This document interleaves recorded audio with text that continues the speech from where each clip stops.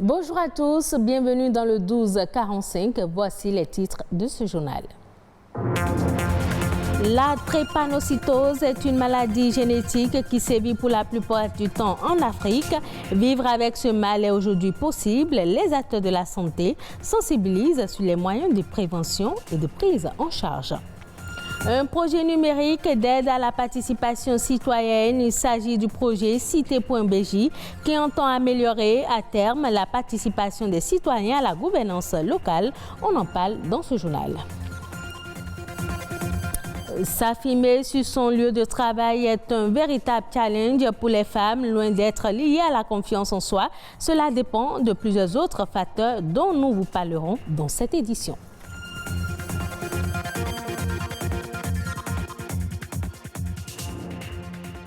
C'est une maladie chronique négligée dont l'importance au regard de la santé dans le monde ne cesse de croître.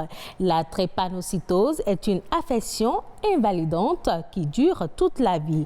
Ce 19 juillet est dédié à la sensibilisation et à la prévention de cette pathologie.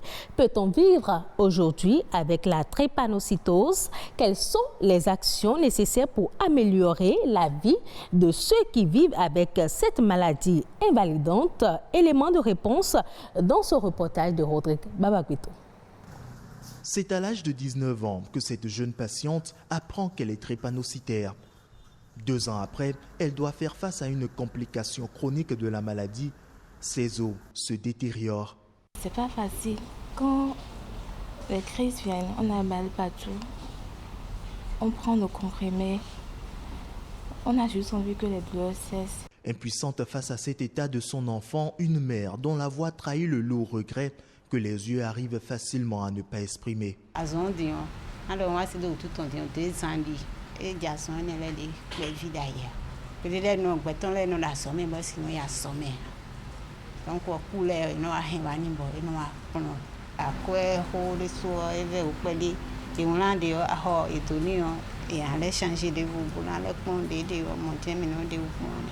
La patiente pourra bientôt recouvrir l'entièreté de ses os. Seulement, son état actuel aurait pu être évité. L'idéal aurait été de pouvoir prendre en charge au plus tôt, dès la naissance. On pose le diagnostic de la drépanocytose si cette maladie existe chez les enfants, pour que ces enfants fassent l'objet de suivi systématique et régulier. C'est seulement de cette façon qu'on peut prévenir la survenue des complications aiguës et éviter la survenue de ces complications chroniques. La prise en charge, elle reste aujourd'hui la meilleure solution si le drépanocytaire veut voir devant lui de meilleurs jours et se fait en fonction de l'état clinique du patient. Nous avons la prise en charge primaire qui concerne le style de vie que doit adopter le patient drépanocytaire, qui inclut les consultations trimestrielles, les contrôles trimestriels. Le patient est censé boire 3 litres d'eau plate par jour. Quand la crise est sévère, il nécessitera d'une hospitalisation, des antalgiques, une antibiothérapie qui est probabiliste selon le tableau clinique du patient. Dès lors que le malade accède aux soins, je pense qu'il pourra vivre comme tout le monde. Guérir de la drépanocytose est bien possible aujourd'hui grâce à la médecine. Il y a des possibilités d'aller faire ce qu'on appelle de l'allogreffe. Ça veut dire qu'on va remplacer la moelle osseuse du patient, de la personne qui est drépanocytaire, par une moelle osseuse d'une personne qui n'est pas drépanocytaire. Et ça se fait déjà. Ça se fait même au Nigeria à côté. Ça se fait au Maroc. Ce qui vient et qui est en cours et qui va révolutionner beaucoup cette maladie, c'est la transgénétique. Des opérations encore très coûteuses et très contraignantes. Pour les médecins, le seul rempart est de ne pas s'unir quand les 2 conjoints ont une électrophorèse de type AS ou AC. Comment améliorer la participation des citoyens à la gouvernance locale? C'est la question à laquelle vient répondre le projet Cité.bj. D'une durée de 3 ans, ce projet a pris corps en 2018 et vise la réalisation d'applications numériques d'aide à la participation citoyenne. Quelles sont les applications issues de ce projet et quels en sont les résultats? Éléments de réponse dans ce reportage. Le numérique s'invite aujourd'hui dans tous les domaines. La gouvernance locale n'y échappe pas. Stanislas conduit depuis 2018 un projet de promotion de la Civic Tech pour une démocratie locale participative. Le projet Cité.bj. Notre proposition porte en réalité sur les innovations qu'on peut apporter à la participation citoyenne au Bénin pour la rendre un peu plus dynamique. Et nous avons choisi d'introduire plutôt des outils numériques pour permettre aux citoyens, quelle que soit la distance qui les sépare de la mairie, de pouvoir interagir efficacement et activement avec les autorités locales. Et en 3 années d'existence, nous avons mis en œuvre un certain nombre d'initiatives dans les 4 communes bénéficiaires du projet, à savoir Banikwara dans la Liborie, Boikon dans le Zou, nous avons Tofo dans l'Atlantique et Avrancourt dans le Mi. De 2018 à 2021, le projet comptabilise 4 applications développées. Impact, Go Local, Spike et Participer. Le citoyen a la possibilité de signaler les problèmes de développement. S'il y a une route qui n'est pas praticable, s'il y a des feux tricolores qui sont défaillants, s'il y a des toitures qui sont décoiffées, toitures des écoles, des centres de santé par exemple, le citoyen a la possibilité d'informer la mairie tout en géolocalisant précisément l'endroit où ça se passe. Là, ça facilite la tâche aux services techniques de la mairie qui savent d'emblée que les défaillances signalées, c'est à tel endroit.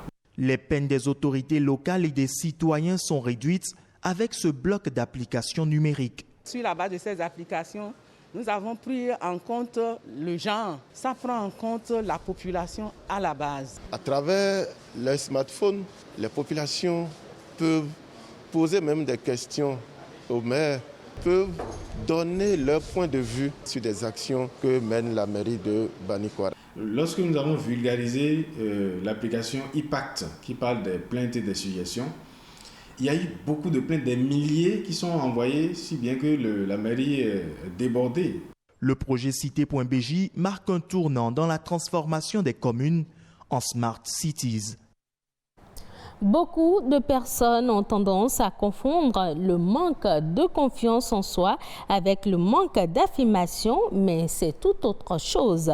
S'il est difficile de s'affirmer sans avoir confiance en soi, on peut toutefois avoir confiance en soi et ne pas oser s'affirmer. Pour autant, s'affirmer sur son lieu de travail est un vrai problème pour les femmes. Comment s'affirmer dans son milieu professionnel? Daniel Adéchoubou, coach en développement, donne ici quelques astuces.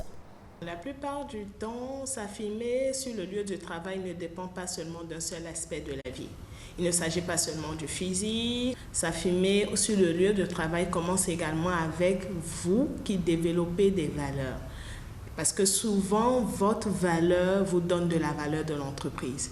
Lorsque vous avez des valeurs, vous êtes difficilement remplaçable. La femme, on se focalise sur un aspect et on laisse les autres aspects. Si je suis assise sur une chaise, c'est parce qu'il y a 4 pieds. S'il y a un pied qui manque, je suis en déséquilibre. Donc, s'affirmer tient compte de 3-4 grands aspects majeurs. Et capacité à pouvoir gérer ses émotions. Si je suis une femme et qu'on ne peut pas me mettre dans un travail sous pression, je me mets en colère tout de suite, c'est moi qui crie, j'aurai des difficultés à m'affirmer sur le plan professionnel. Parce que la plupart du temps, elle s'attache souvent au fait que je viens au travail, je fais mon travail. Si ce n'est pas l'aspect physique, c'est que je viens au travail, je fais mon travail. Même au niveau du travail également, il faut prendre le temps de développer ses compétences. Ne travaillez pas seulement pour venir au travail, travaillez pour devenir expert dans ce que vous faites. Osez également exprimer son idée, ne pas avoir peur de faire des erreurs. Osez exprimer son idée, osez exprimer ses compétences, ne pas avoir peur des erreurs. Et ce que je dirais à ces femmes qui n'arrivent pas à s'affirmer professionnellement, c'est que si elles sont arrivées jusque-là dans leur carrière, c'est parce qu'elles ont quelque chose en elles qui a de la valeur, dont l'entreprise a besoin, dont le Bénin a besoin, dont leur nation a besoin. Donc, ce serait dommage d'arriver jusque-là et de ne pas libérer cette plein potentiel. Suivons à présent la nation en bref. C'est un condensé des faits ayant marqué le Bénin ces dernières 48 heures, présenté par Amandine Agnamboussou.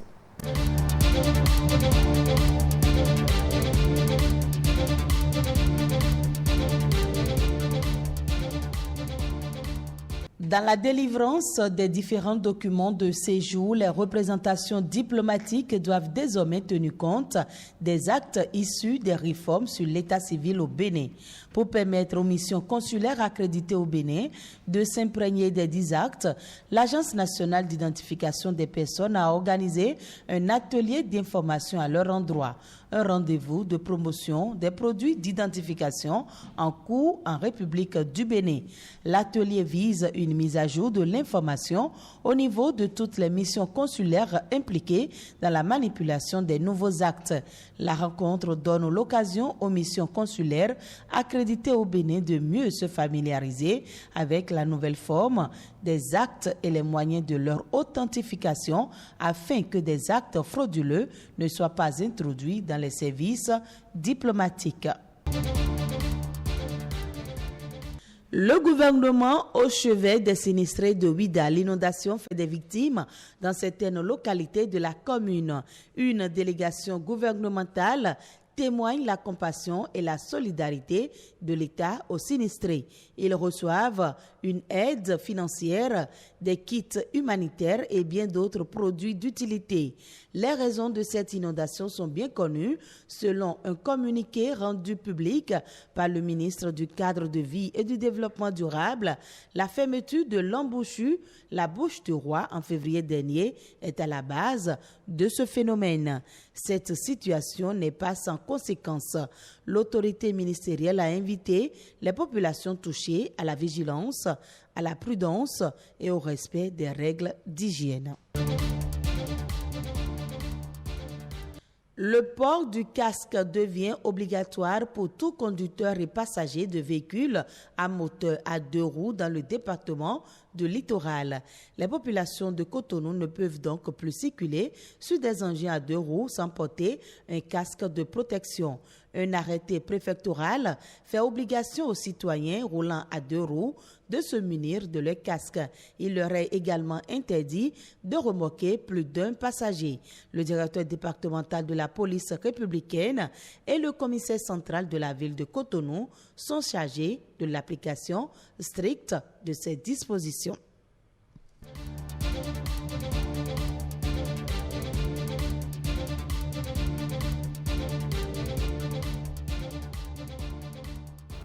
Ainsi s'achève cette édition. Merci de l'avoir suivi. Retrouvez ce journal sur le site de l'ORTB, www.ortb.bj.